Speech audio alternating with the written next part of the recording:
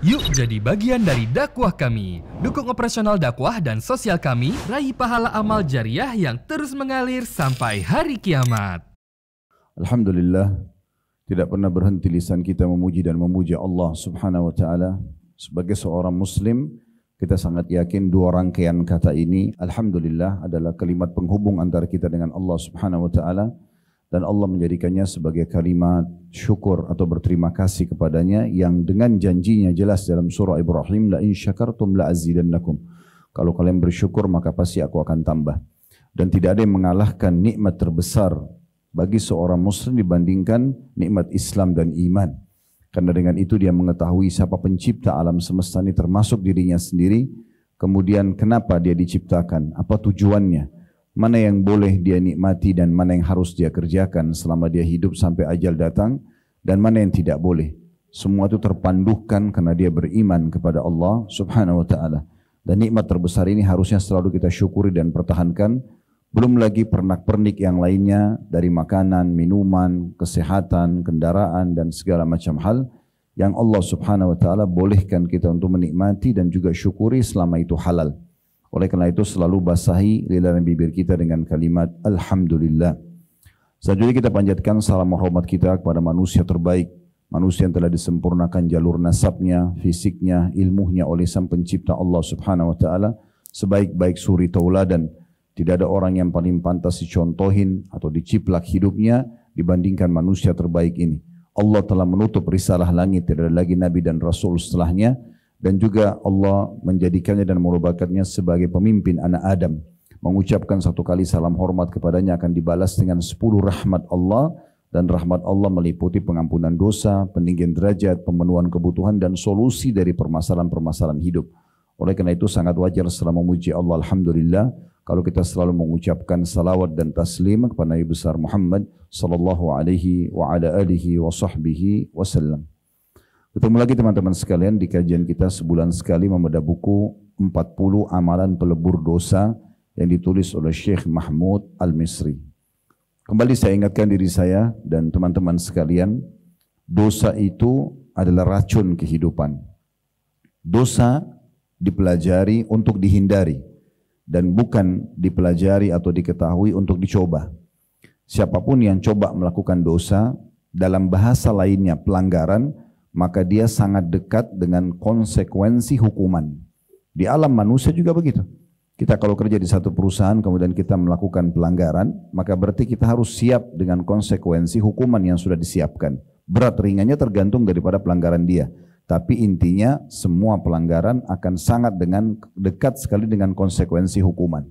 Dan kita dianjurkan agar jangan menjerumuskan diri ke masalah itu, agar tidak kena hukuman. Apakah perusakan citra kita, apakah hilangnya fasilitas nikmat yang Allah berikan misalnya, atau berkurangnya iman sehingga kita jadi malas ibadah. Banyak sekali efek-efek dosa. Bahkan Ibnu Qayyim rahimahullah menyebutkan dalam buku beliau tentang ad-da' wa dawa, tentang penyakit dan obat-obatnya, beliau menyebutkan di situ puluhan bahkan ratusan efek-efek daripada dosa itu sendiri. Tapi kesimpulannya apa yang kami sampaikan tadi, dosa itu hanya akan mendatangkan masalah saja dalam hidup kita. Jadi kadang-kadang tidak disadari sumpeknya seseorang, sedihnya, ributnya rumah tangganya, permasalahan-permasalahan dia hadapi sebenarnya bermula daripada dosa yang dia lakukan. Allah Subhanahu wa taala datangkan peringatan-peringatan agar dia berhenti dan kapok sehingga tidak mengulanginya lagi. Kalau seandainya teman-teman sekalian, Allah Subhanahu wa taala memberikan kepada kita fasilitas dan tidak memberikan solusinya.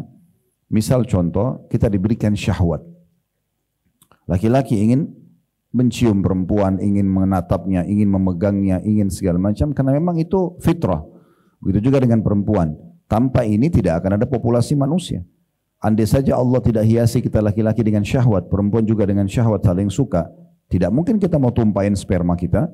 Tidak mungkin juga dia mau menerima sperma itu sehingga dia hamil, gendong bayi sampai 9 bulan di perutnya dengan susah payah, melahirkan kadang-kadang harus mempertaruhkan nyawa misalnya.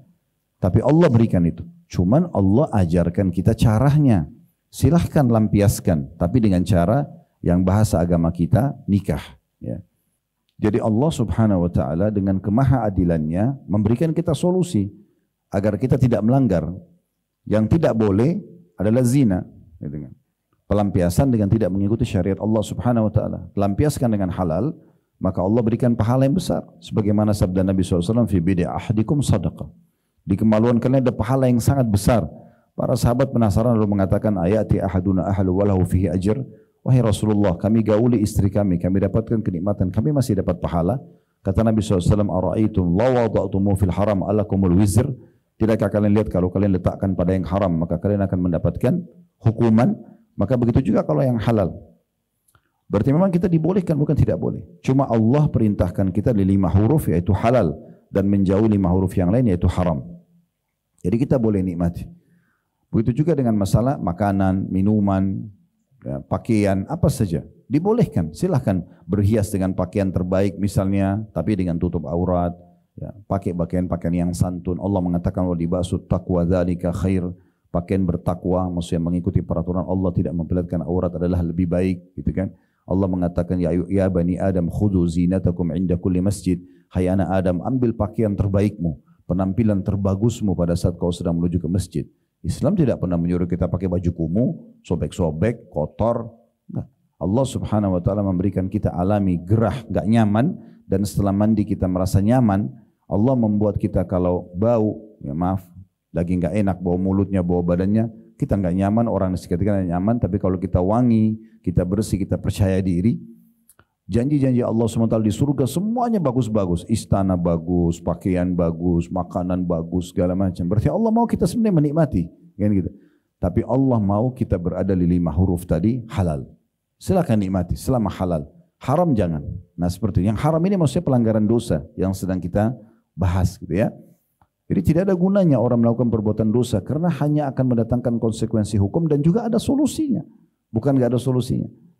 Ini sering kami sampaikan di dalam banyak pengajian. Di saat Allah haramkan babi, tapi kita butuh protein hewani.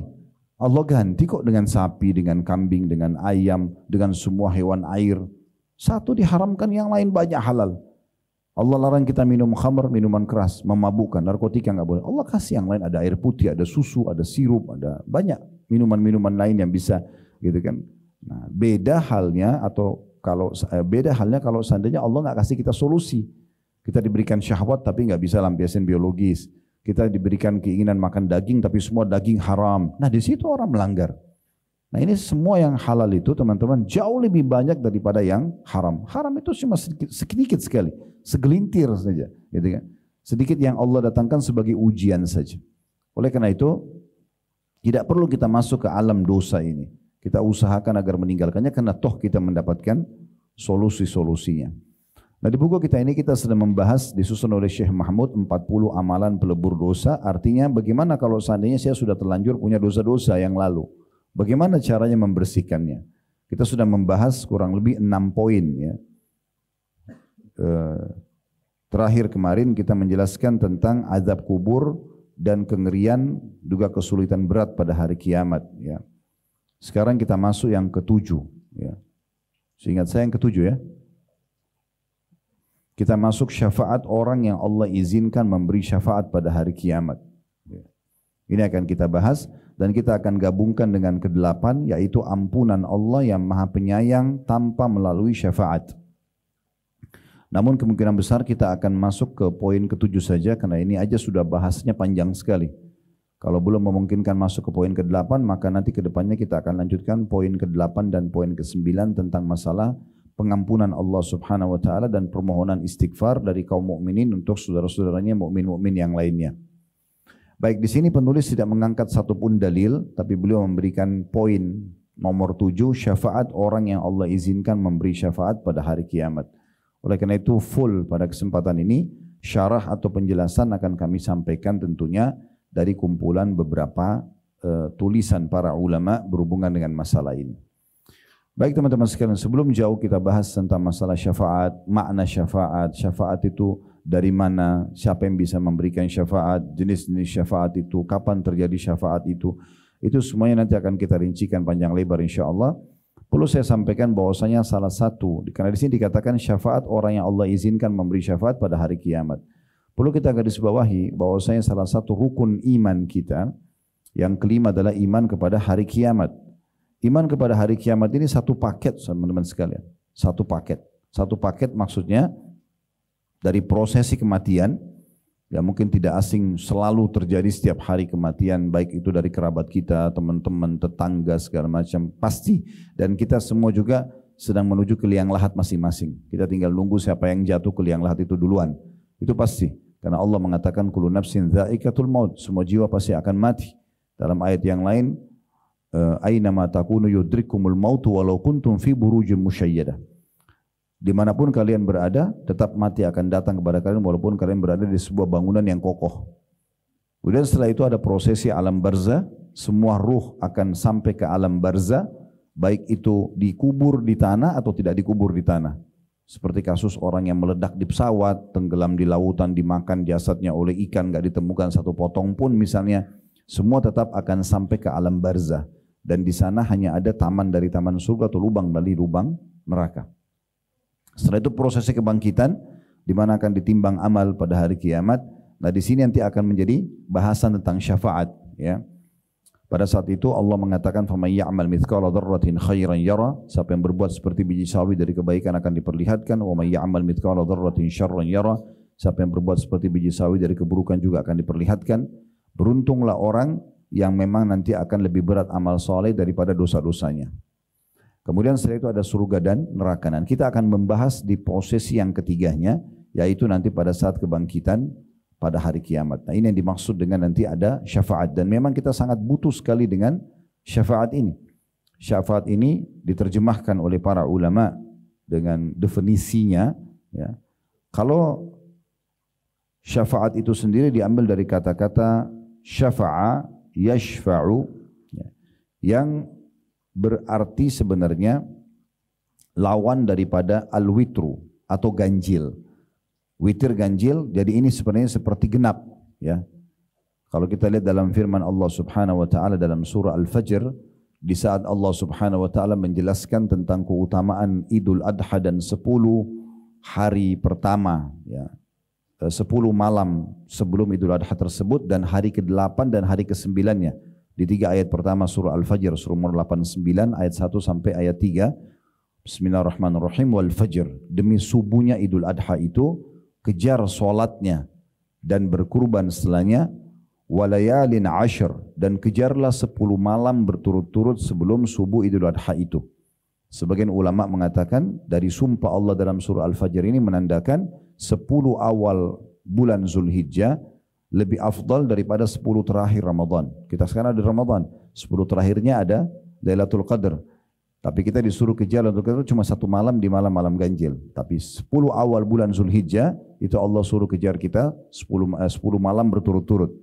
Kemudian Allah mengatakan wasyafi'i wal watr. Asy-syafa'. Di sini saksi bahasan kita secara bahasa atau etimologi, asy-syafa' artinya dan hari genapnya dan watr hari ganjilnya. Kata ulama tafsir maksudnya tanggal 8 sama tanggal 9 Zulhijjah. Tanggal 8 dikenal dengan hari asy-syafa' atau hari genap. Karena itu hari pertama jemaah haji masuk ke Mina tanggal 8 Zulhijjah dikenal dengan hari Tarwiyah. Tanggal 9-nya dikenal dengan hari Witr atau hari ganjil, itu adalah hari Arafahnya. Ini secara etimologi. Secara terminologi teman-teman sekalian atau istilah agama kita, syafaat itu sebenarnya adalah maknanya pemberi syafaat yang akan diizinkan oleh Allah Subhanahu wa taala sehingga dia bisa menolong orang lain yang membutuhkannya. Dan ini terjadi pada hari kiamat. Ini terjadi pada hari kiamat atau pada saat seseorang itu meninggal dunia. Dimulai dari pada saat meninggal dunia, kalau kita sholatin jenazah, nah biasanya kita berikan kesaksian kepada jenazah, maksudnya memberikan kehadiran kita, yaitu menyaksikan jenazah dia maksud saya, bukan penyaksian dengan lisan ya. Datang sholat di jenazah, itu ada hadis yang menjelaskan kalau ada jenazah disolati oleh 40 orang maka dia akan mendapatkan syafaat, gitu kan. Kemudian juga pada saat nanti kebangkitan juga seperti itu akan mendapatkan syafaat di saat buku amal kita ya diisi dengan amal soleh dan dosa, tapi dosanya lebih berat daripada amal solehnya, maka akan ada jenis-jenis syafaat di situ. Nah ini secara terminologi dulu, artinya seseorang ya yang akan memberikan pertolongan kepada orang lain pada hari kiamat setelah diizinkan oleh Allah Subhanahu wa taala. Syafaat ini teman-teman sekalian hanya milik Allah Subhanahu wa taala. Tidak ada yang bisa memberikan syafaat kecuali Allah Subhanahu wa taala. Jadi tidak mungkin ada orang nanti hari kiamat memberikan rekomendasi atau pertolongan kepada orang lain kecuali Allah sudah izinkan. Dan berarti tidak mungkin orang-orang yang Allah murkahi bisa memberikan syafaat seperti orang kafir, orang musyrik, orang munafik, ahli maksiat ini tidak bisa memberikan syafaat. Karena pasti yang Allah berikan kesempatan untuk memberikan syafaat orang-orang pilihannya, orang-orang yang patuh, para wali-walinya, para orang-orang saleh. Allah menjelaskan dalam surah An-Najm, surah nomor 53 ayat 26 tentang masalah ini. Wa kam min malakin fis samawati la tughni syafa'atuhum syai'an illa min ba'di an ya'zana Allahu liman yasha'u wa yarda. Artinya, dan berapa banyak malaikat-malaikat pun di langit, syafaat mereka sedikit pun tidak berguna kecuali sesudah Allah mengizinkan bagi orang yang dikehendaki dan diridhoinya. Malaikat saja yang tidak ada dosanya tidak bisa memberikan syafaat kecuali yang Allah izinkan di antara mereka. Kata ulama tafsir, kalau begitu malaikat saja tidak buat dosa, tidak bisa berikan syafaat kecuali dengan izin Allah, bagaimana dengan manusia yang pasti dalam hidupnya ada saja dosanya. Jangankan kita, ayah kita semua Adam dan ibu kita semua Hawa alaihissalam berbuat dosa, gitu kan? Allah mengatakan dalam Al-Quran, fa'asa Adamu rabbahu faghawa. Adam telah berbuat dosa pada Tuhannya dan dia melampaui batas karena dilarang pada saat itu, tapi dia langgar bersama istrinya. Lalu Allah hukum, gitu kan? Dan Nabi SAW mengatakan, kullu ibn Adam khatta'un wa khairu khatta'in tawwabun. Semua anak Adam pasti buat dosa dan sebaik-baik mereka adalah yang segera bertaubat.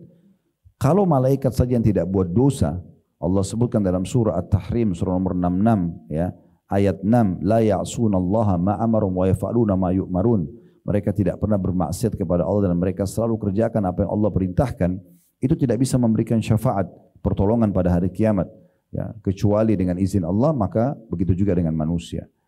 Begitu juga dalam surah Al-Baqarah surah nomor 2 ayat 255, dalam surah dalam ayat kursi, man dzalladzi yashfa'u 'indahu illa bi'idnih, ya. Siapa yang dapat memberikan syafaat di sisi Allah tanpa izinnya? Maksudnya ini Allah, ya, memberikan gambaran tidak mungkin ada yang bisa memberikan syafaat di sisinya Allah nanti hari kiamat kecuali dengan izinnya.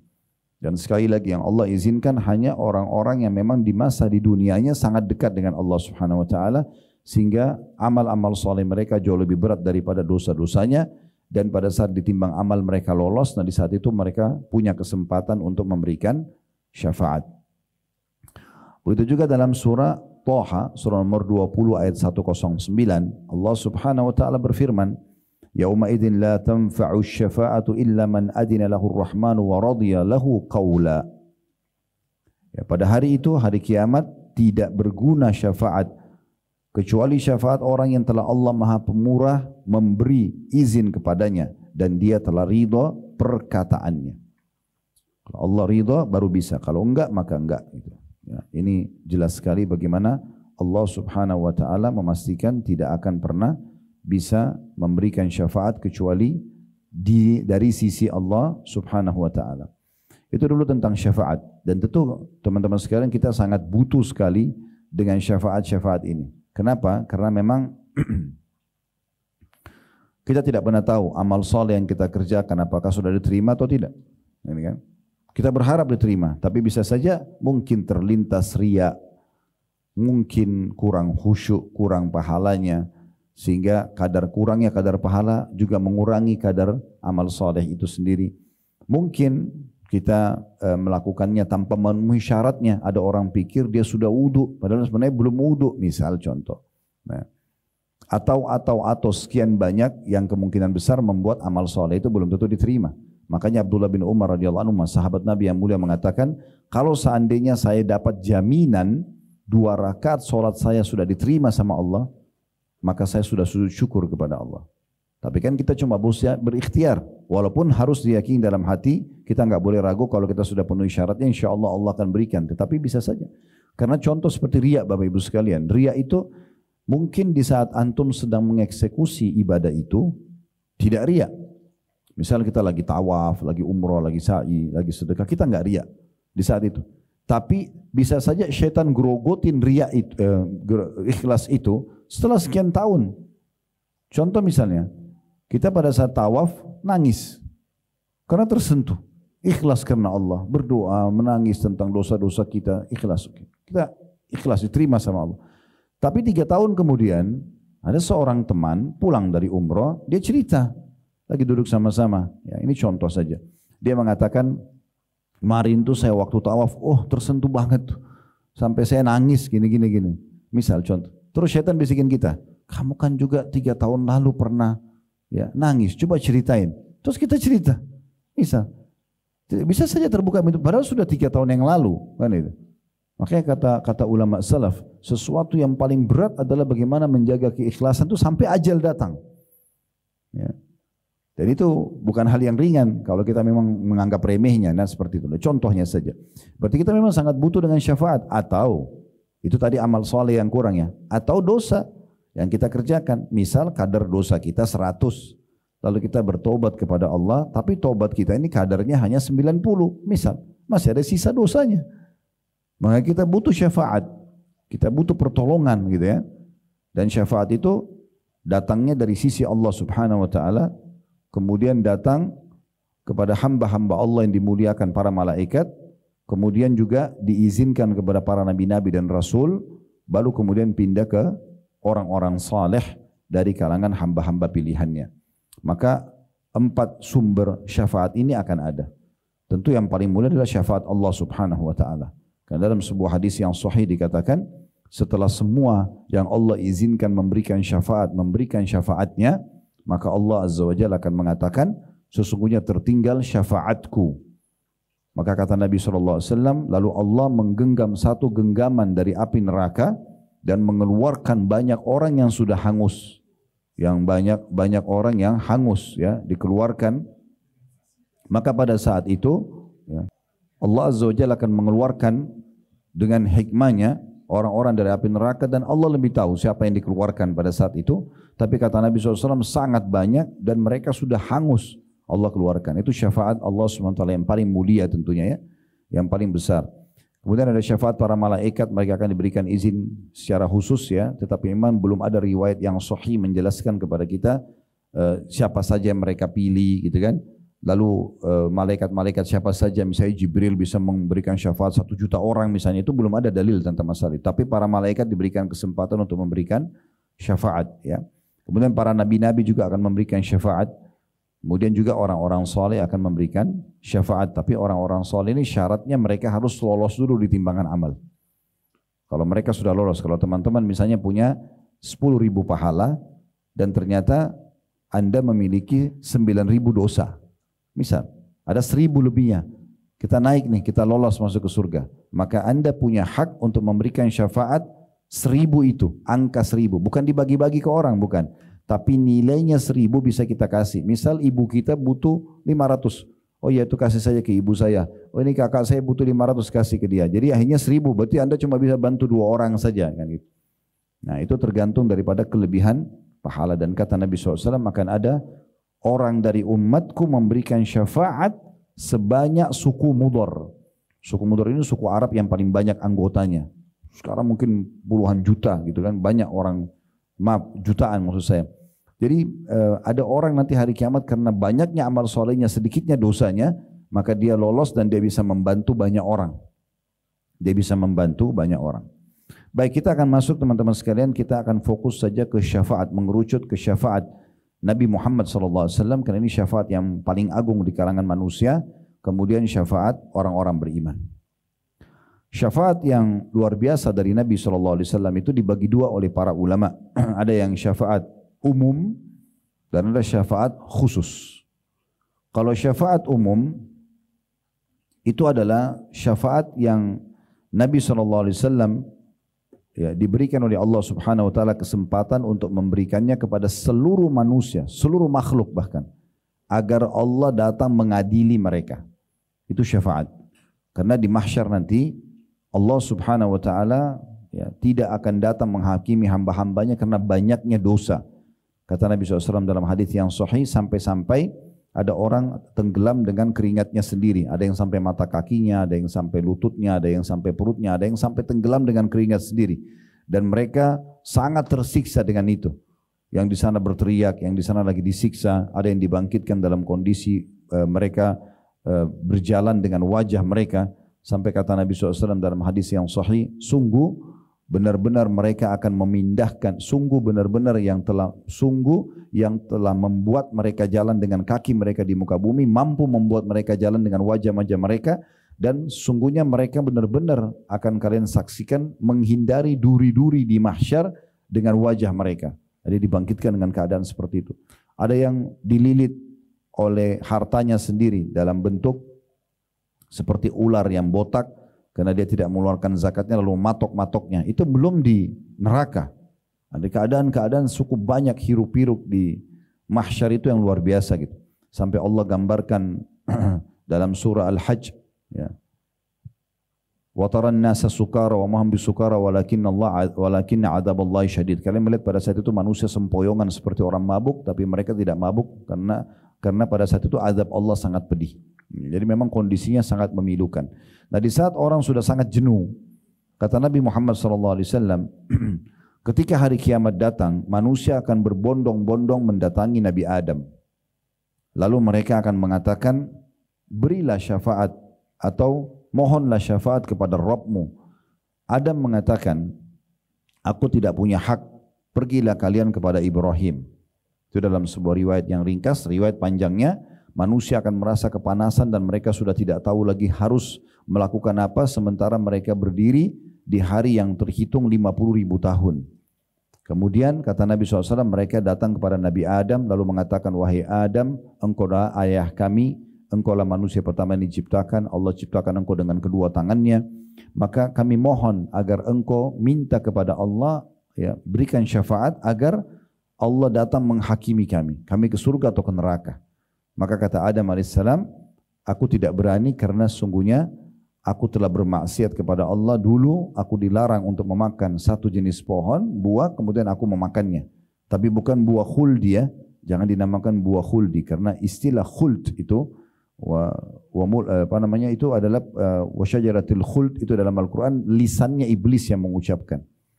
Dia mengatakan, hai Adam, mau enggak saya tunjukkan kepadamu buah atau pohon yang kalau kamu makan kamu akan kekal. Ya, jadi keluarlah istilah khuld, khuld artinya kekal. Tapi Allah tidak namakan itu buah khuldi. Sering orang sebarin kata buah khuldi, sebenarnya bukan seperti itu pemahamannya.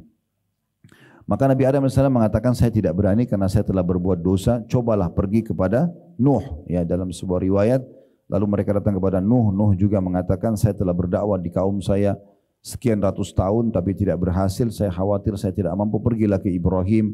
Ibrahim AS juga, ya, didatangi oleh manusia dan mereka mengatakan, ya Ibrahim, engkau adalah kekasih Allah, karena Ibrahim AS punya julukan Khalilullah, ya.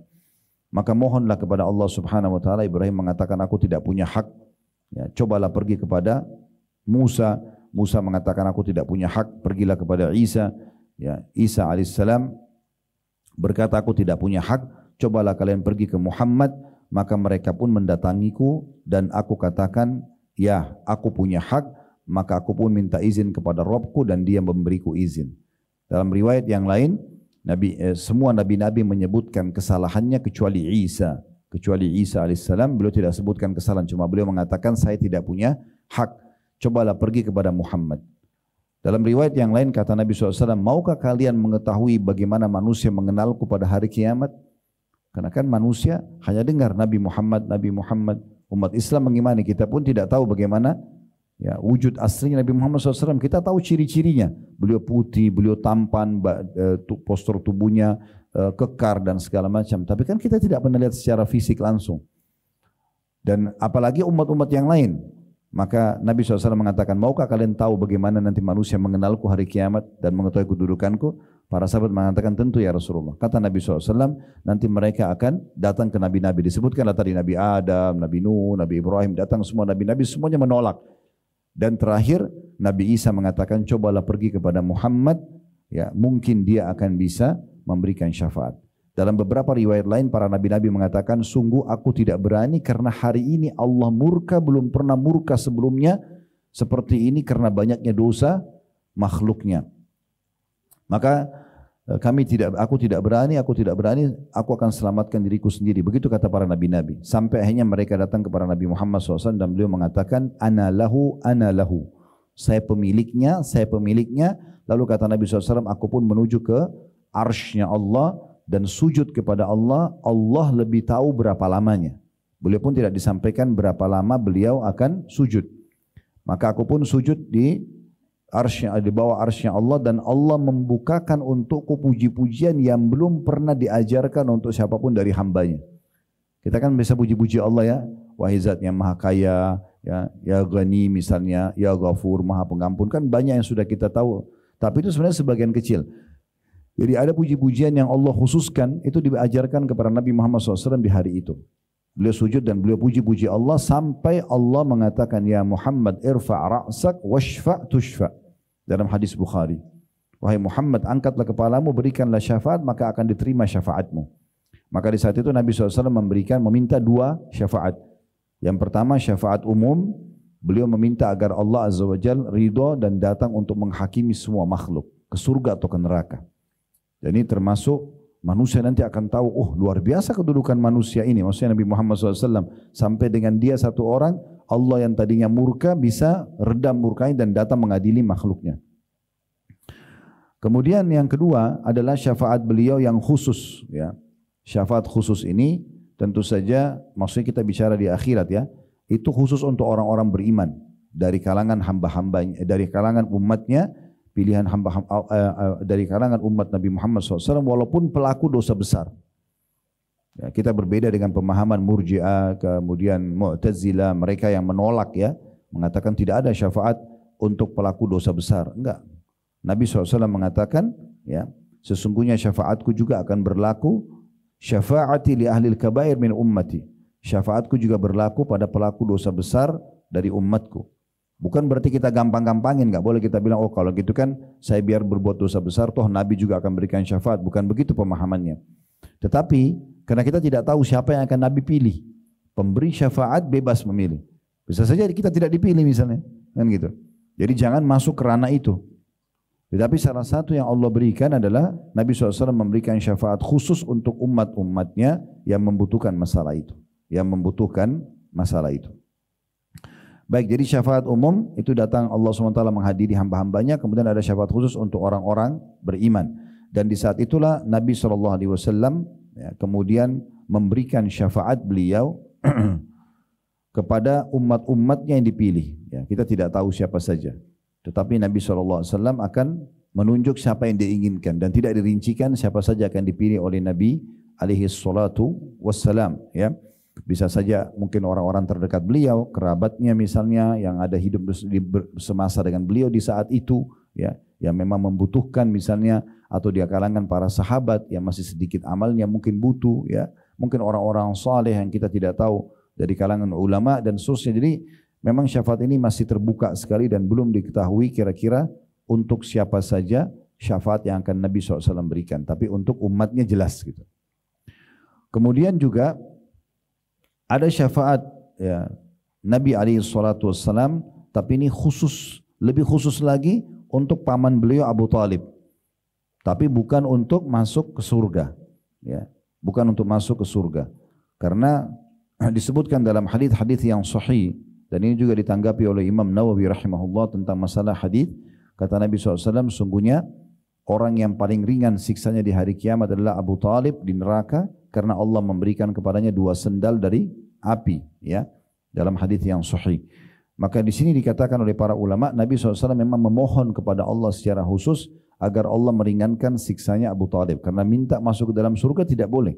Ya, dikarenakan waktu diajak masuk Islam pada saat beliau sedang sakit keras, Nabi SAW berada di kakinya, dalam buku-buku sejarah disebutkan dan mengatakan, wahai pamanku, qul la ilaha illallah uhajju bika indallahi yaumal qiyamah. Wahai pamanku, ucapkan la ilaha illallah, masuk Islamlah, aku akan tolong kamu depan Allah hari kiamat. Tapi ada Abu Lahab, ada Umayyah bin Khalaf, tokoh-tokoh Quraisy di atas kepala Abu Talib mengatakan, hai Abu Talib, kalau kau ucapkan, kami akan membencimu selamanya. Dalam beberapa asar yang lain, mereka mengatakan kami akan menceritakan atau memburuk-burukkan atau seperti itulah ancaman. Maka Abu Talib sempat mengucapkan kata-kata terakhirnya, sesungguhnya Ya, aku tidak meninggalkan agama kaumku. Lalu beliau meninggal. Nabi SAW sempat sedih sekali.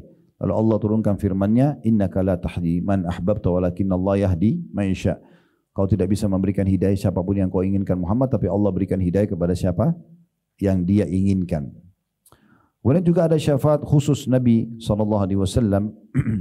Ini bagi orang-orang yang meninggal di Madinah dan sabar terhadap ya, panasnya dan cobaan di kota Madinah secara khusus.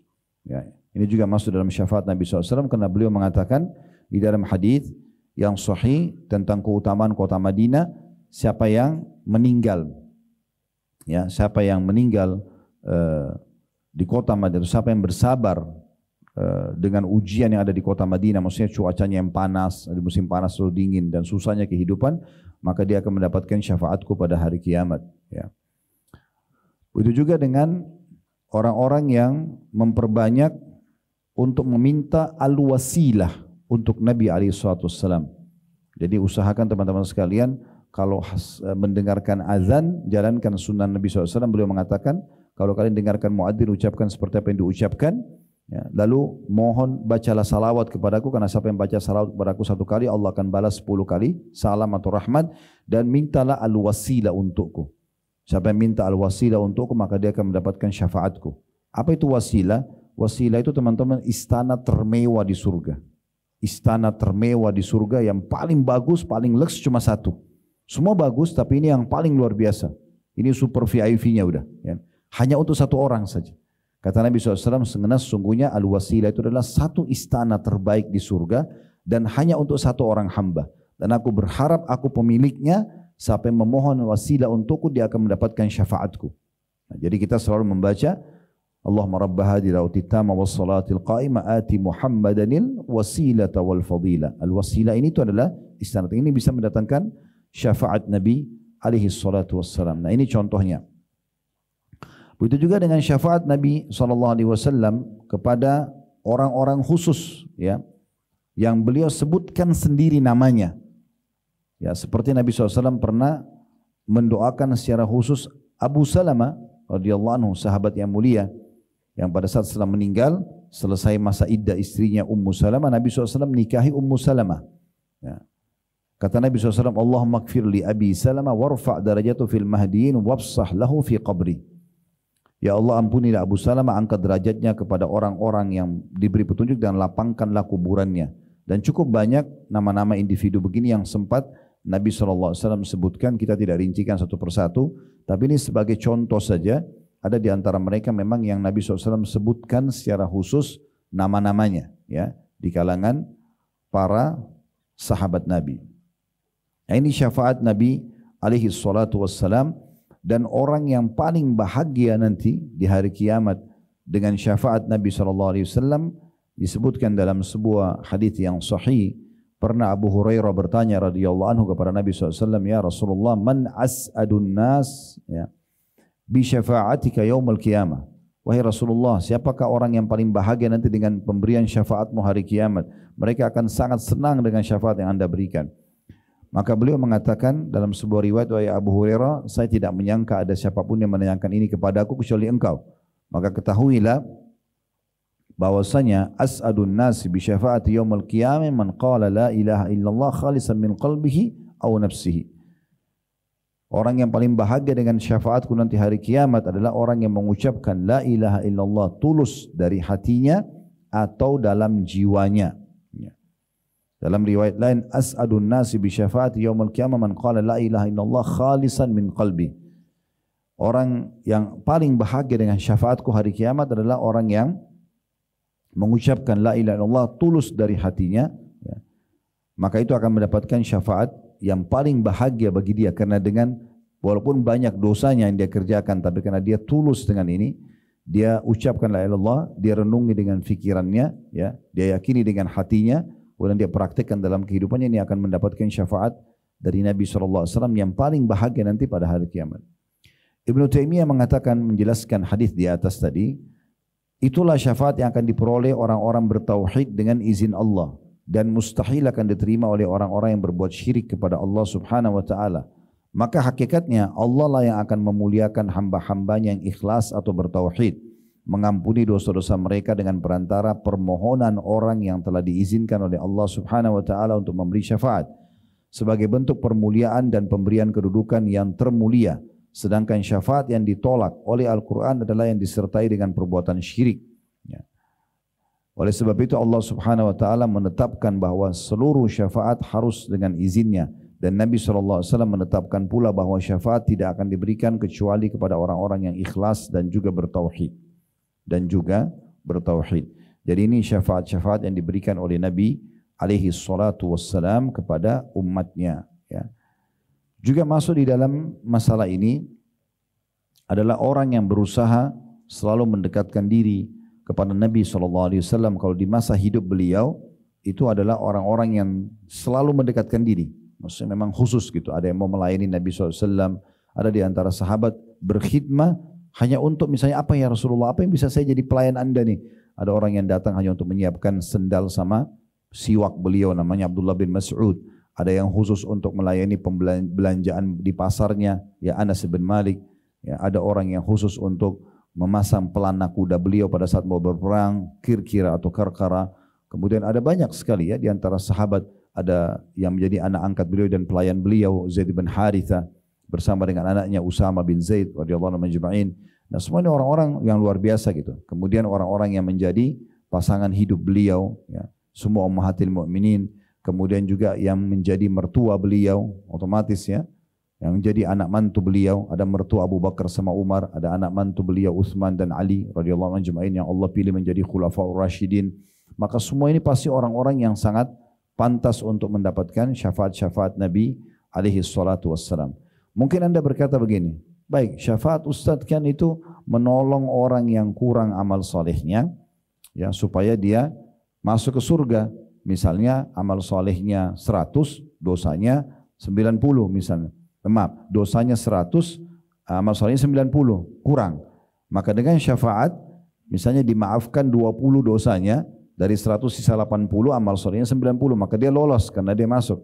Itu benar, itu salah satu ya cara untuk syafaat. Tapi ada juga syafaat yang lain yang banyak orang tidak ketahui, yaitu setelah kita masuk surga pun masih bisa dengan syafaat Nabi Muhammad SAW misalnya, itu diangkat ke derajat yang tidak bisa kita jangkau dengan amal kita. Jadi tidak harus pembersihan dosa, gitu kan? Tapi bisa saja derajat kita sudah sampai di derajat 80 misalnya, kita bisa pindah ke derajat 90, bisa ke 100 dengan syafaat Nabi alaihi salatu wassalam. Maksud dalam masalah ini adalah orang yang memperbanyak sekali membaca salawat, orang yang mendekatkan diri tadi kepada Nabi SAW di masa hidup beliau, dan orang mendekatkan diri kepada Nabi SAW setelah meninggal beliau. Maksudnya adalah selalu berusaha untuk mempelajari sejarah beliau, menjadikan beliau sebagai suri tauladan. Kemudian juga selalu mempertahankan sunnah-sunnah beliau, memurnikannya, membaca salawat kepada beliau sallallahu alaihi wasallam. Ini semua adalah orang-orang yang sangat pantas mendapatkan syafaat beliau. Kalaupun mereka amal solehnya banyak, berarti akan menambah lagi derajatnya di surga, gitu ya. Kalau dosanya masih ada, maka dosanya akan dimaafkan sehingga bisa lolos masuk ke dalam surga itu sendiri. Maka ini termasuk orang-orang yang akan mendapatkan syafaat Nabi alaihi salatu wassalam, dan ini kita berharap tentunya. Oleh karena itu semasa hidup di dunia teman-teman sekalian, walaupun kita tidak bertemu dengan Nabi secara langsung, tapi kita berusaha agar selalu menjadikan beliau sebagai idola kita, suri tauladan kita, mempelajari semua sunnah-sunnahnya, kita terapkan dalam kehidupan, gitu kan? Baik itu yang perintah beliau wajib ataupun perintah beliau hukumnya sunnah saja. Ya, jangan kena amal sunnah lalu kita mengatakan, ya kan cuma sunnah. Kenapa enggak puasa Senin Kamis? Kan cuma sunnah. Kenapa enggak sholat duha dan sholat tahajud? Kan cuma sunnah. Kenapa enggak zikir pagi petang? Kenapa enggak baca Quran? Kan cuma sunnah. Jadi sunnah juga perintah Nabi SAW. Kalau anda mau dapatkan syafaat beliau, berarti memang kita harus nyata mendekatkan diri kepada Nabi SAW walaupun beliau sudah meninggal. Dengan cara-cara tentunya yang dibolehkan secara syariat. Dibolehkan secara syariat, tidak boleh kita sembarangan juga melakukan dengan alasan mencintai Nabi, tapi sebenarnya kita tidak mencontohi apa yang beliau ya ajarkan. Dan Nabi SAW pernah bersabda kepada para sahabat, saya ingin sekali bertemu dengan saudara-saudaraku. Maka kata para sahabat, ya Rasulullah, kami saudara-saudara anda. Kata Nabi SAW, bukan, kalian adalah sahabat-sahabatku. Saudara-saudaraku yang datang sepeninggalku nanti. Ya kita ini dianggap saudara oleh Nabi SAW, gitu kan. Maka para sahabat mengatakan, ya Rasulullah, bagaimana Anda bisa mengenal mereka? Sementara nanti ketemunya di mahsyar. Kita tidak ketemu lagi Nabi di dunia gitu kan. Dari hadis yang juga tidak ketemu lagi di alam barzakh, kita ketemunya nanti di mahsyar, di hari kebangkitan. Kata Nabi SAW, sungguh dari tubuh mereka yang tersentuh air wudu akan keluar cahaya yang terang pada hari kiamat. Dalam beberapa riwayat yang lain, bukankah seseorang yang memiliki kuda bermacam warnanya, mungkin coklat, hitam, ya, merah kudanya misalnya, tetapi di bagian dahinya dan di bagian keempat kakinya berbulu putih, bisa dibandingkan dengan kuda-kuda yang lain? Kata para sahabat, tentu ya Rasulullah. Kata Nabi SAW, begitulah umatku nanti akan datang pada hari kiamat dalam kondisi di setiap anggota tubuh yang tersentuh air wudu itu akan mengeluarkan cahaya yang terang pada hari kiamat nanti. Nah, termasuk juga masalah membacakan salawat kepada Nabi SAW. Perbanyak ini teman-teman sekalian, perbanyak. Dalam satu majelis para ulama di Masjid Nabawi pernah ditanya seorang syekh dikatakan, apakah dalam satu majelis ilmu setiap kali disebutkan kata Nabi, nama Nabi SAW kita bacakan salawat pada beliau atau cukup satu kali saja? Maka beliau mengatakan setiap disebutkan namanya.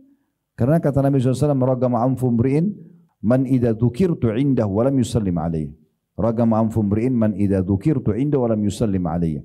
Sungguh terhina seorang hamba yang mendengarkan namaku disebutkan di sisinya kemudian dia tidak membacakan salawat kepada itu, dianggap terhina, ya. Jadi tidak dibolehkan sama sekali kita melewatkan nama beliau kecuali kita bacakan salawat. Tapi bukan cuma ini, bisa kita jadikan sebagai zikir kita secara khusus. Selain istighfar, selain la haula wala quwata illa billah, kita memang baca salawat kepada Nabi SAW. Dan beliau mengatakan pada saat didatangi oleh seorang sahabat, ya Rasulullah, kira-kira kalau saya duduk nih, saya mau berzikir, niat mau berzikir, kira-kira untuk salawat kepada Anda saya jadikan berapa banyak waktu saya di situ?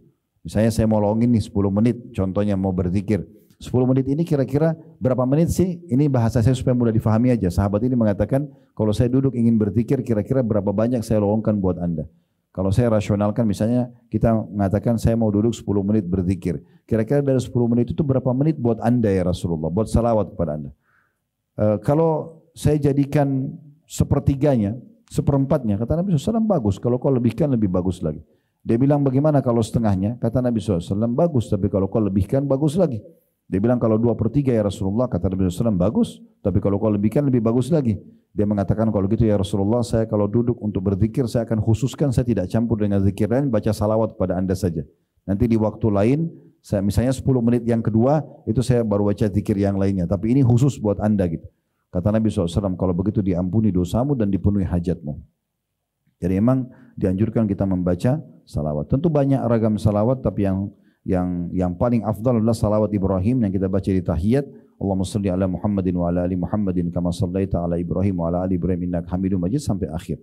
Kemudian juga kita bisa baca sallallahu alaihi wasallam sebagaimana sering dinukil dalam hadis. Qala an-nabiy sallallahu alaihi wasallam, qala Rasulullah sallallahu alaihi wasallam. Ini yang datang tingkat selanjutnya. Kemudian kita bisa mengatakan alaihi salatu wassalam, ya. Atau bisa juga kita mengatakan Allahumma salli ala Muhammad, ya. Mau ditambah dengan Allahumma salli ala Muhammadin wa alihi, ya, wa sahbihi wa sallam. Ada juga sebagian ulama mengatakan tidak masalah karena memang kita dianjurkan untuk membaca kepada keluarga Nabi dan juga para sahabat Nabi. Tapi kalau misalnya kita mau ringkas saja, antum mau baca banyak, ya, dinukil dari sebagian ulama salaf, mereka ada yang baca salawat sampai 100 kali, 1000 kali. Jadi mereka membaca dengan Allahumma salli ala Muhammad, Allahumma salli ala Muhammad, Allahumma salli ala Muhammad. Ini yang paling ringkasnya, ya. Maka itu semua sangat baik untuk dibaca dan itu insya Allah akan membuat kita lebih mudah mendapatkan syafaat Nabi sallallahu alaihi wasallam, ya. Nah, banyak orang subhanallah dia mengatakan cinta Nabi tapi dia tidak mendekatkan diri kepada beliau, mengaku umatnya tapi tidak mendekat diri kepada beliau. Dalam kehidupannya tidak ada ciri Muhammad sallallahu alaihi wasallam sama sekali. Enggak penampilannya, enggak tutur katanya, enggak perdagangannya, enggak rumah tangganya, enggak ada sama sekali. Bahkan ada orang rumah tangganya namanya si laki-laki Muhammad, istri yang bernama Aisyah, tapi tidak ada ciri Muhammad dan Aisyah dalam kehidupan mereka sallallahu alaihi wasallam dan juga radhiyallahu anha untuk Aisyahnya.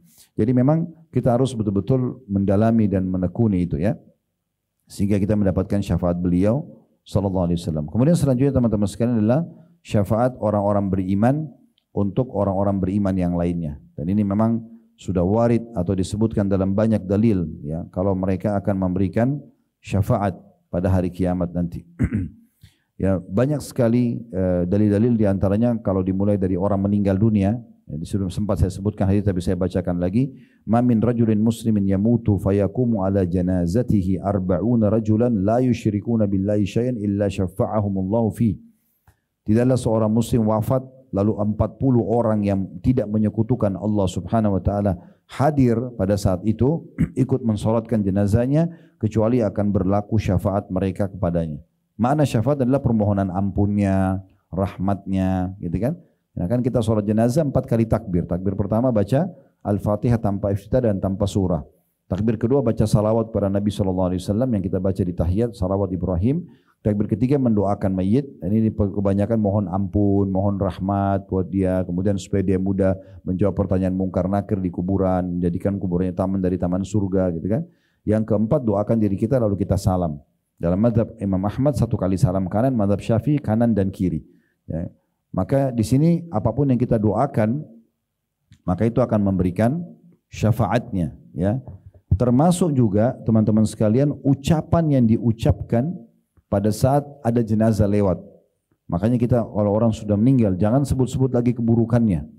Kata Nabi SAW, "Udhkuru mahasina mautakum." Sebutkanlah kebaikan orang mati di antara kalian karena sudah meninggal dunia. Ya. Karena pernah ada sahabat, beberapa sahabat Nabi berada di sebelah Nabi SAW, kemudian lewat satu jenazah. Lalu mereka menyebutkan tentang kebaikan jenazah itu. Orang ini begini, orang itu begitu. Kata Nabi SAW, wajabat. Seperti yang kalian ucapkan. Lalu kemudian lewat jenazah kedua, ternyata orang ini banyak kesalahannya. Lalu beberapa sahabat sebutin kesalahannya. Kata Nabi SAW, wajabat. Itu telah terjadi, karena kalian ucapkan itu. Ya, sesungguhnya kalian adalah syuhadanya Allah di muka bumi. Maksudnya orang-orang yang memberikan kesaksian di muka bumi. Oleh karena itu teman-teman hati-hati sekali dengan lisan kita ya. Semasa kita hidup ya, ataupun kita lagi hidup interaksi sama orang atau melihat jenazah. Maksudnya semasa kita hidup begini. Jangan pernah teman-teman ucapkan kata-kata buruk baik buat diri kita, buat keluarga kita, buat harta kita, buat pekerjaan, semua jangan diucapkan. Contoh misalnya ada orang lihat dirinya di cermin lalu dia mengatakan kenapa saya jelek ya. Gak boleh dia ucapkan itu. Kenapa? Karena dia seakan-akan memprotes penciptanya Allah. Ini bukan dia yang buat. Allah lah yang telah memilihkan alis kita begini, hidung kita begini, mulut kita begini. Kita gak boleh memprotes itu. Ya. Harusnya kita jangan sampai masuk ke dalam kata-kata yang tidak baik. Ya. Kok saya jelek benar ya? Bisa jadi doa buat dia. Kata Nabi SAW, jangan kalian mendoakan keburukan dengan kata-kata buruk buat diri kalian, keluarga kalian dan harta kalian. Bertepatan dengan malaikat lewat mengaminkan maka terjadilah. Jadi kita tidak boleh mengucapkan hal-hal seperti itu. Kita hindari. Termasuk juga ada orang misalnya dia ribut sama keluarganya, istri atau suaminya lalu mengatakan saya menyesal nikah sama kamu misalnya. Kan bisa kata-kata buruk ini ya. Atau anaknya aktif sekali. Sebenarnya aktif tapi dia mengatakan kamu kok nakal sekali misalnya. Atau ibu menyesal lahirkan kamu atau ini semua. Ini. Atau dia mulai usaha, usahanya mungkin tidak terlalu berkembang. Saya nyesal buka usaha ini. Kenapa harus ucapin kata-kata buruk semuanya? Ucapkan kata-kata baik. Ya Allah mudahkan. Kalau ini penghalangnya untuk berkembangnya usaha ini, untuk dapatnya hidayah pasangan saya, untuk solehnya anak saya misalnya, adalah dosa-dosaku ampunilah ya Allah. Apapun penghalangnya angkatlah. Jadi seperti itu. Pernah Nabi SAW datangin satu orang teman-teman sekalian di masa hidup beliau. Ada seorang sahabat ditimpa penyakit. Tapi tidak disebutkan dalam riwayat ini seperti apa penyakitnya. Cuman hampir satu kota Madinah membicarakan tentang orang ini. Karena penyakitnya tidak normal. Entah seperti apa. Cuma seperti itu disebutkan dalam riwayat. Maka Nabi SAW pun datang menjenguknya. Dan Nabi pun pada saat lihat kaget. Pertanyaan pertama Nabi gini. Apa yang kau ucapkan? Apa yang kamu ucapkan? Dia mengatakannya Rasulullah saya bilang. Ya Allah, kalau seandainya ada hukuman yang engkau berikan untuk aku di akhirat nanti dari dosa-dosaku di dunia, maka percepatlah. Ya. Supaya maksudnya di akhirat dia tidak dihukum. Niatnya dia baik. Kata Nabi SAW, Maha suci Allah. Subhanallah. Kenapa kau ucapkan itu?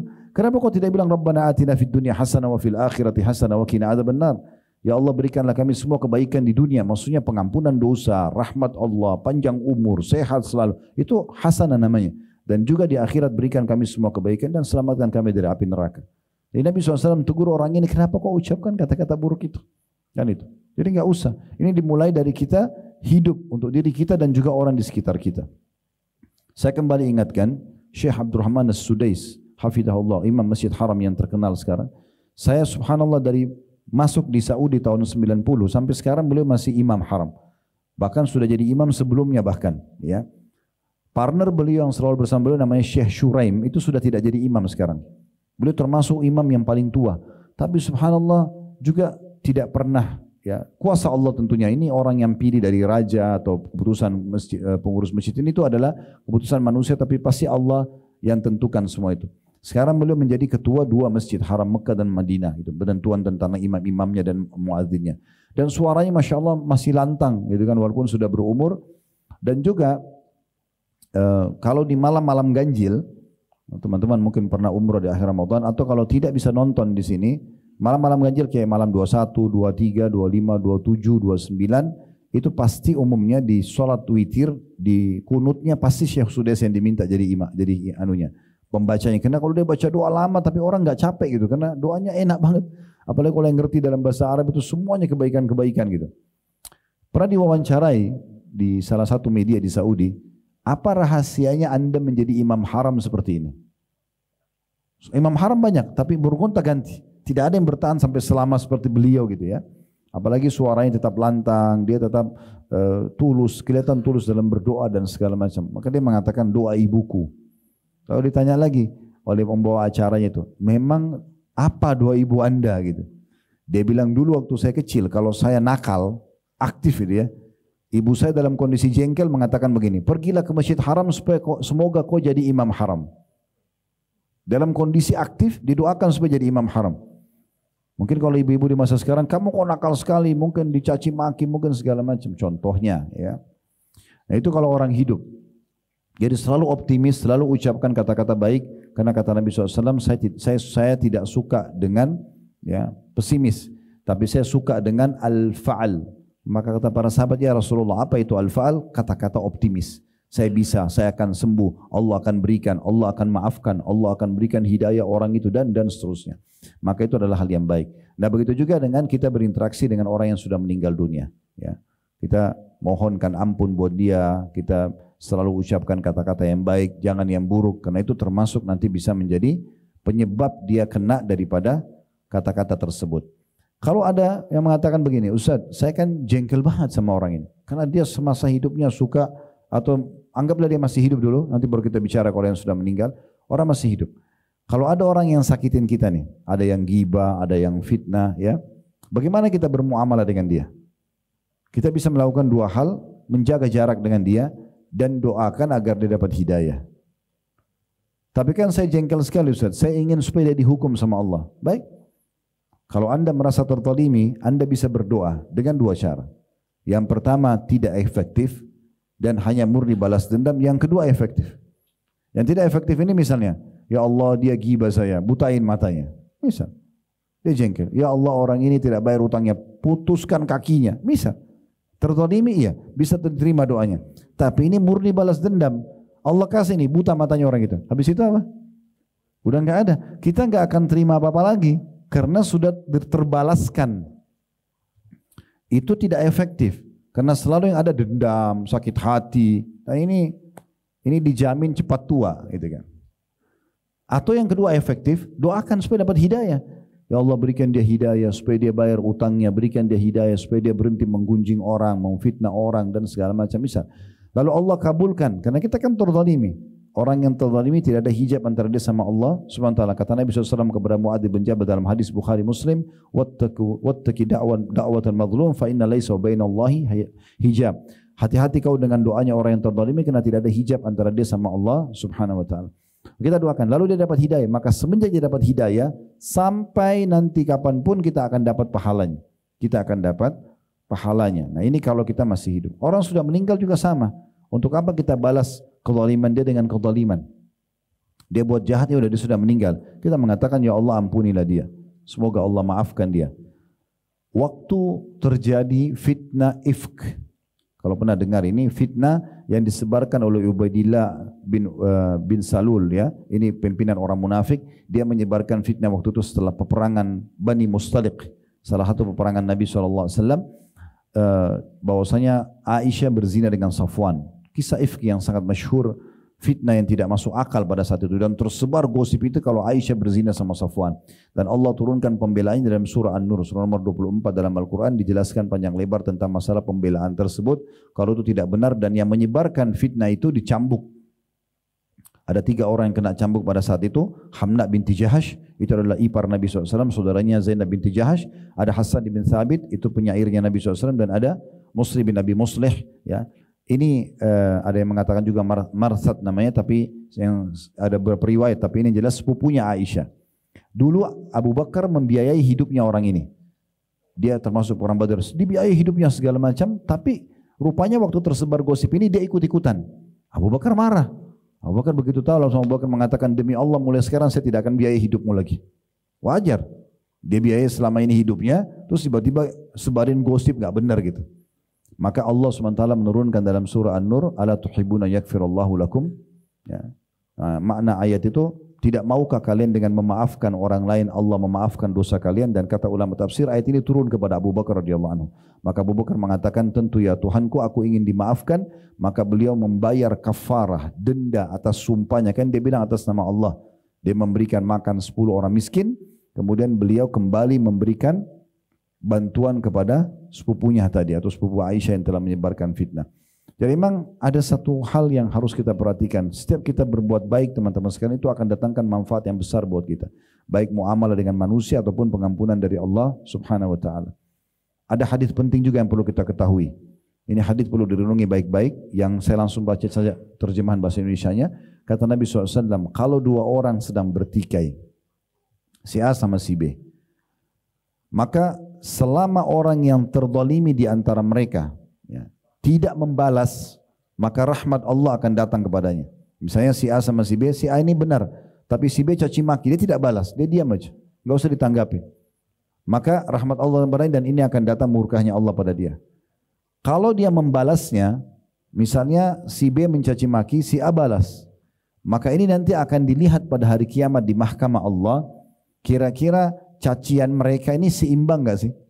Kalau berimbang, maka balance, tidak ada yang akan dibagi pahala. Tetapi kalau seandainya balasan dia masih lebih kecil daripada serangan yang sampai kepada dia, maka selisihnya akan diberikan kepadanya. Misalnya kadar ini contoh saja, kadar serangannya 30, kadar balasannya cuma 10. Ada selisih 20, dia masih bisa dapatkan kadar 20 itu sebagai balasan dari pahalanya si B yang mencaci maki dia. Cuma yang jadi masalah ini, kalau kata Nabi SAW, balasan orang yang terzalimi itu lebih besar daripada yang menyerangnya, misalnya dia digosipin tapi dia balas dengan membunuh. Membunuh lebih besar enggak? Nah, sekarang kalau dia lakukan ini, maka hari kiamat justru yang akan dapat tambahan orang yang zalimi dia. Lalu untuk apa kita balas gitu kan? Makanya para ulama salaf itu selalu tersenyum kalau sudah ada yang gosipin mereka, ada yang mau bicara tentang hal yang buruk atau fitnah, mereka senyum saja. Ya, dinukil sebuah kisah seorang salaf. Seingat saya kalau tidak salah itu Abdullah bin Mubarak rahimahullah. Beliau baru panen kurma yang sangat ranum. Kemudian beliau baru mau nikmatin, ada muridnya datang mengatakan, sungguhnya si fulan ya mencaci maki Anda, menggibah Anda. Maka beliau tutup kembali kurma itu. Lalu beliau bilang sama muridnya, kalau benar yang kau ucapkan, bawalah ini kasih ke dia. Sampaikan salam saya dan katakan, terima kasih sudah berbagi pahala dan sebagai balasannya saya kasih kamu kurma ini. Mereka begitu muamalnya. Ya. Jadi mereka tidak balas sama sekali. Ibnu Taimiyah rahimahullah semasa hidupnya, itu ada orang yang benci sekali sama beliau, selalu cari kesalahannya. Tidak pernah Ibnu Taimiyah balas gitu. Dan pada saat meninggal orang itu, murid-muridnya pada datang mengatakan, wahai imam, berita gembira, musuh anda sudah meninggal, yang selalu caci maki kepada anda. Lalu Ibnu Taimiyah marah kepada murid-muridnya sambil mengatakan, apakah kalian merasa gembira dengan meninggalnya seorang muslim? Padahal itu musuhnya, selama hidup selalu mencaci maki dia. Maka kemudian Ibnu Taimiyah segera memakai pakaiannya, keluar rumah, kemudian datang ke keluarganya yang tadi jadi musuhnya semasa hidup dan dia mengatakan kepada istri anaknya, mulai sekarang saya pengganti sponsor rumah tangga kalian. Beliau menggantikan posisi anak-anak yatim itu dibiayai, istrinya yang janda ini dibiayai, beliau biayai. Jadi beliau justru bukan balas keburukan dengan keburukan. Nah ini harus menjadi ciri khas kita teman-teman sekalian. Juga sebagai penutup, habis ini silakan kalau ada yang mau bertanya, saya selalu berpesan, ini prinsip hidup saya. Kalau teman-teman mau pegang, alhamdulillah, ini sangat baik. Saya selalu nyanyikan dalam diri saya, menuju ke akhirat ini, bawalah dua hal. Bawa amal saleh dan bawa teman saleh. Amal saleh, sibuk dari amal saleh ke amal saleh. Dan Ramadan ini adalah masa training, pelatihan yang luar biasa untuk kita menjadi orang yang saleh. Puasa siang harinya, otomatis kita kerjakan amal-amal saleh dan juga kita menjauhi dosa-dosa, takut puasa kita batal. Malam hari juga begitu, kita tarawih, kita sholat ya, kemudian sahur, habis itu puasa lagi. Begitulah kurang lebih kita sebenarnya dibawa ke situ ya. Jadi mudah-mudahan 11 bulan ke depan kalau Allah masih kasih umur, praktekin hasil pelatihan Ramadan ini. Ya, jangan sampai kita sia-siakan.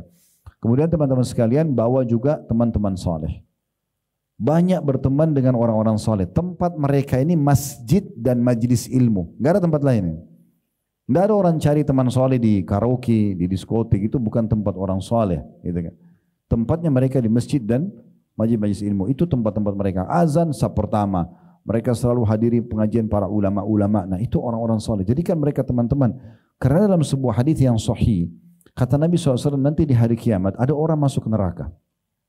Begitu dia masuk neraka, orang semua di neraka itu lihat orang yang lagi disiksa di depannya. Kemudian tiba-tiba ada malaikat mengeluarkan orang tersebut. Dikeluarkan. Lalu ahli neraka kata Nabi SAW bertanya, saling bertanya. Dia keluar karena amal soleh kah? Dia keluar karena ini kah? Karena itu kan mereka tebak-tebak. Ya. Tapi tidak ada jawaban yang benar. Lalu malaikat mengatakan dia dikeluarkan karena syafaat temannya yang soleh. Maka mereka pun di ahli neraka pada saat itu berharap selama di dunia mereka punya teman-teman yang soleh. Dikeluarkan dari neraka karena syafaat orang-orang tersebut ya. Kemudian jangan bawa dua hal, jangan bawa dosa. Sudah cukup, dosa-dosa yang lalu sudah dikerjakan selesai. Setiap kali kita pengajian begini teman-teman sekalian, kita bicara sekarang ke depan. Kita nggak bicara masa lalu, kita bicara sekarang ke depan. Kalau Allah Subhanahu wa taala mudahkan kuping kita semua mendengarkan peringatan-peringatan kalau Allah, kalau Rasul, apa yang menyentuh hati kita, berarti mulai sekarang kita perbaikin. Kalau masa lalu kita punya dosa, kita mohon taubat kepada Allah, kedepannya jangan ulangi. Kita sedang tidak membahas yang lalu-lalu. Jadi tinggalkan semua dosa, ini bahaya. Jangan bawa dosa, karena dosa tadi sudah kita bilang di pembukaan kita, konsekuensinya berat. Dan jangan bawa musuh. Jangan bawa musuh. Jangan bangun tidur sampai tidur, taunya gosipin orang, fitnah orang, cari kesalahan orang, manipulasi data, dan segala macam. Jangan punya musuh, enggak usah. Teman-teman kita ini sudah ditentukan rezekinya. Lalu untuk apa ribut dengan orang lain tentang masalah rezeki? Kata Nabi SAW, tidak akan meninggal satu nyawa, satu jiwa tidak akan meninggal, tidak dicabut ruhnya, kecuali sampai kepadanya rezeki terakhirnya.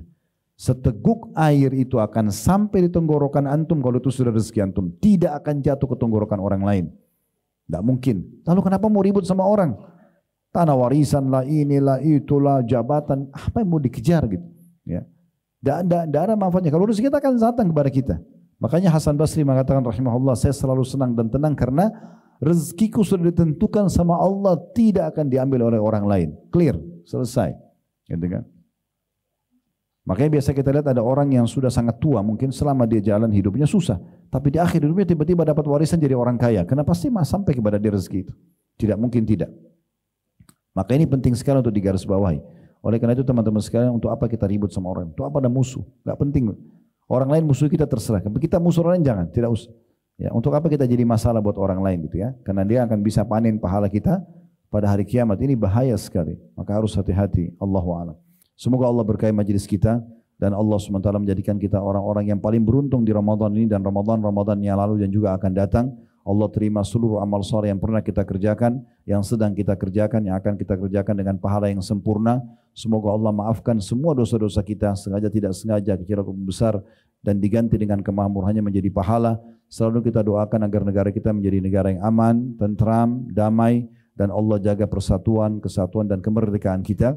Serta Allah karuniai negeri tercinta ini sampai menjelang hari kiamat nanti, insyaAllah pemimpin-pemimpin yang baik, yang adil, walaupun kita sudah meninggal nantinya, maka tetap ada pemimpin yang baik, yang adil, yang menjalankan tugas dan amanah dengan baik, dan juga menjadikan masyarakat negeri kita masyarakat yang selalu gotong royong dengan pemerintah pada hal yang tidak bawa maksiat kepada Allah, sehingga negara kita selalu terjaga persatuan, kesatuan dan kemerdekaannya, serta menjadi makmur dan menjadi contoh bagi negara-negara yang lain.